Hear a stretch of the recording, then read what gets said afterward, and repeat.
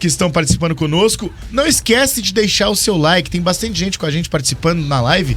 Clica ali no joinha, dá o like pra gente, porque ajuda também no YouTube Jovem Pan Grupo RIC. Vamos começar esse segundo bloco falando do Coritiba, porque o Fran Sérgio chegou, né? Já era a expectativa, né, de ser o primeiro reforço nessa janela de inverno do futebol brasileiro, e ele já foi apresentado oficialmente. É claro que ainda vai demorar um pouquinho para poder jogar, até porque ele só pode ser inscrito a partir do dia 3 de julho, né, TT?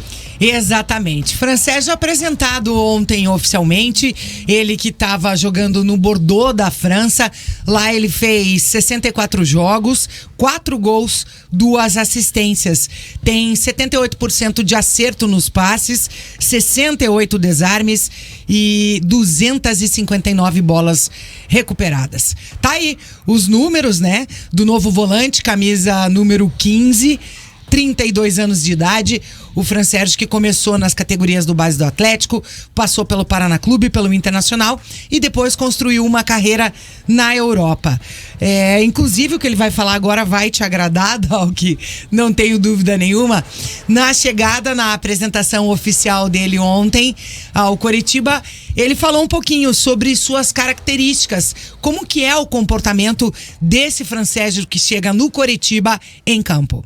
Olha, fora eu aprendi muito o que o volante, né, que lá é o médio, né, tem que chegar muita área. Então eu tenho muito essa característica de chegada à área, de gols, de números, né. Gosto consigo jogar com 2 volantes, consigo jogar com 3, né. Já joguei também na frente, né. Eu sou mais ali aquele volante que o box to box, né, que faz o bate e volta. Tá aí, revelando que joga como um volante mais avançado, um médio, né, como chamam na Europa, e o Felipe Dalk adora este termo. E só que ele tá bem fisicamente, mesmo com 32 anos de idade, as informações que a gente tem é que ele chega bem fisicamente. O Fran Sérgio ainda falou desse sentimento de voltar à cidade de Curitiba 10 anos depois. Como eu disse, ele começou na categoria de base do Atlético, passou pelo Paraná Clube, depois ficou muito tempo fora, 10 anos jogando, né, em Portugal e também na França. E o que representa, como que é para ele esse sentimento de voltar à cidade de Curitiba, em especial agora de estar jogando no outro lado, no Verdão do Alto da Glória? E louco para estrear, louco para estar me apresentando ao público, né? Tive na quinta-feira no jogo aqui, que ambiente sensacional dessa torcida. Já joguei contra, né? Então hoje estou aqui do lado deles e espero fazer história no clube. Espera fazer histórias no clube. E até quando perguntado para ele, a gente tinha trazido já informação aqui de que todos os clubes, todos não, né, da Europa em diante, por onde ele passou, ele sempre foi capitão. E esse espírito de liderança é justamente o que a SAF do Coritiba busca nessas contratações. Um dos 3 pilares que o CEO Carlos Amodeu falou na entrevista coletiva dele, quais seriam as características desses jogadores que o Coritiba vai buscar no mercado? Em especial, essa liderança. Liderança que o Fran Sérgio tem, e fala agora um pouquinho dela. Minha liderança, eu acho que venho pelo trabalho, venho pela dedicação e venho pelas cobranças que eu tenho até no treino. Eu não gosto de estar perdendo, não gosto de descobrir lá fora que eu sou um líder e quero trazer um pouquinho dessa liderança para cá. Quer trazer a liderança para cá, uma liderança que o Coritiba precisa na minha cancha. Até porque o último, digamos assim, né, o recente líder em campo do Coritiba é o William Farias, com a braçadeira de capitão por muito tempo, mas está no departamento médico. Então acho que o torcedor também sente essa falta de um líder do Coritiba em campo. Nas redes sociais, o Fran Sérgio postou uma carta falando, né, que é com muita satisfação que a partir de agora vai fazer parte da família do Coritiba, e dizendo para ele que é uma honra conquistar vestir essa camisa, e respeita aí o passado do Coritiba. Diz que a responsabilidade é grande, mas vai encarar com comprometimento e vontade de vencer. Olha, vou ser bem sincero, eu acho o Fran Sérgio bom jogador. Acompanhei ele um pouco em Portugal, né? Não acompanhei tanto ele na França, mas ele teve uma evolução muito nítida, né? No que diz respeito à forma com que ele jogava, a forma com que ele joga, né? Ele é um cara que evoluiu demais e ele precisa mostrar isso aqui no Brasil agora, né?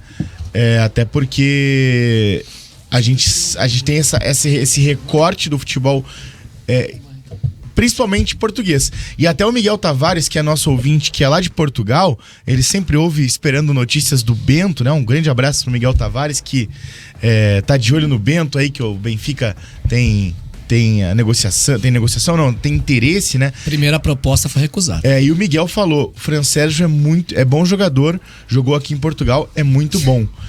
Então, assim, o André Arins até criticou, o Fran Sérgio estava na segunda divisão, não conseguiu subir na França, seus números são bons, mas não eram campeonatos muito exigentes, o Coxa precisa de mais. Não acho que o Fran Sérgio seja craque, que nem o João Vitor Alves disse, mas eu acho que a questão de característica é muito parecida com o do Urso. Só que um pouco mais jovem e torcendo para que esteja bem fisicamente. Falando no Urso, com a saída dele, com a chegada do Fran Sérgio, vocês acham que é suficiente pro Coritiba ou tem que vir mais um volante com a saída do Urso? Não, acho que chega. O que mais o Coritiba tem é volante. Montar um monte de carro. Coritiba tem muito volante, cara. Coritiba tem o William Farias, Coritiba tem o Bruno Gomes, Coritiba tem o André, Coritiba agora tem o Fran Sérgio, Coritiba tem o Lisiero, que volta de lesão em breve. Porque o Daniel Barbosa tá aqui perguntando pra TT se o Charles ainda tá negociando com o clube. Ainda está no radar, digamos assim. Né? Tinha dado uma esfriada nessas negociações, mas voltou a acontecer, ao que tudo indica, pelo menos até onde eu sei, as conversas foram retomadas. E mais uma frase que me chamou a atenção na apresentação do Fran Sérgio, ele diz assim: podemos sonhar sim, independente do que falam de nós. Me identifico muito com o Coxa. Palavras aí do novo contratado, primeiro reforço chegando na SAF, mas ao que o próprio Amodeu falou na entrevista coletiva da semana passada, que a gente acompanhou, que até a abertura da janela, eles pretendiam já ter pelo menos uns 5 nomes engatilhados, já apresentados, jogadores para já estarem treinando, para assim na janela já inscrever, e não é o que tá acontecendo. Até agora só um, preocupa. Né, até agora só um, preocupa mesmo, porque o Coritiba precisa se reforçar, é necessário até demais, né, esses reforços chegarem, né. Eu vejo com maus olhos até aqui, porque acho que o Coritiba precisa muito de atacantes, o Coritiba precisa criar novos fatos lá na parte da frente. Eu acho que nesse momento o único titular que tem no trio de ataque é o Marcelino Moreno, né? E eu acho que é o único jogador que dá pra realmente contar, né? Eu gosto muito do Rodrigo Pinho, acho que ele... Não tô dizendo que o Rodrigo Pinho é craque, mas o Rodrigo Pinho, ele é melhor do que quem tá jogando. Do que Zé Roberto, do que Robson. Eu gostaria de vê-lo jogando novamente. E aí, hoje pela manhã, o nosso colega jornalista Gustavo Marques trouxe a informação de que o Coritiba tá em contato com o Cruzeiro para trazer o Edu, de 30 anos, que ano passado foi um dos destaques da Raposa na conquista da Série B. Que o jogador estava emprestado ao Diba Al-Fujaf. Esse nome é difícil. Muito bom jogador. Dos Emirados Árabes. É bom jogador. Foi artilheiro numa Série B pelo Brusque, depois foi pro Cruzeiro, jogou na Série B ano passado, não lembro se ele foi artilheiro. No Cruzeiro fez 22 gols em 2022. Mas eu acho que é jogador de Série B, com todo respeito ao Edu. Não teve uma prova, todo respeito. É melhor que o Zé teve Roberto. uma prova na Série A, né? Dudu, qualquer um é melhor que o Zé Roberto. Botar você lá é melhor que o Zé Roberto, para. A questão é que o Zé Roberto... Se estiver ouvindo o Zé Roberto, um beijo. O Zé Roberto jogou muito em Série A já. No caso, já tem muita experiência, rodagem em Série A. Mas o Edu não teve chance. Esse é o grande ponto. Mas eu te pergunto na questão da idade, não vai ficar um elenco velho, 30 anos. Teve até gente que comentou assim, ó, Coritiba tá caminhando bem, sub-30. Mas o ponto não é esse, o ponto é, o Edu não teve chance na Série A. Sim, ele estava no time da Série A e preferiram que ele fosse negociado para trazer Henrique Dourado, para trazer Gilberto, jogadores que já jogaram Série A antes e que tem. Então, assim, com todo respeito à sua opinião, Dudu, mas quando um clube decide se desfazer de um jogador dessa maneira, é porque tem alguma coisa que é uma análise interna. Mas Exatamente. o Henrique Dourado e o Gilberto estão sendo muito criticados pela torcida do Cruzeiro. Tudo bem. Porque não vivem a boa temporada que já viveram aqui no futebol brasileiro. Tudo bem. Só que é o que eu falo. Pô, o Léo Gamalho nunca jogou uma Série A de Campeonato Brasileiro. Sim, por quê? Porque existia dentro do clube um ponto de que, o Léo Gamalho não tem nível para a Série A de Campeonato Brasileiro. No passado fez 7 gols. Só que depois de quantos anos? Ele tá com 36. Né? Antes ele tinha tido 2 participações na Série A e a melhor participação dele ele tinha feito 3 gols. Mas só uma questão, o maior clube da carreira do Zé Roberto é o Coritiba. Tá recebendo a chance no maior clube da carreira dele agora. O Edu já jogou num clube maior que o Cruzeiro, mesmo numa Série B. Mas um contexto completamente diferente. Mas o Cruzeiro em reconstrução, sendo contratado porque ele foi artilheiro da Série B pelo Brusque. Mas o Cruzeiro sempre tem uma exigência maior. O Cruzeiro que tinha montado um time com o projeto da SAF do Ronaldo que tava pra subir, um Cruzeiro que tinha se preparado de fato pra aquela Série B. Eu acho que o contexto é muito diferente.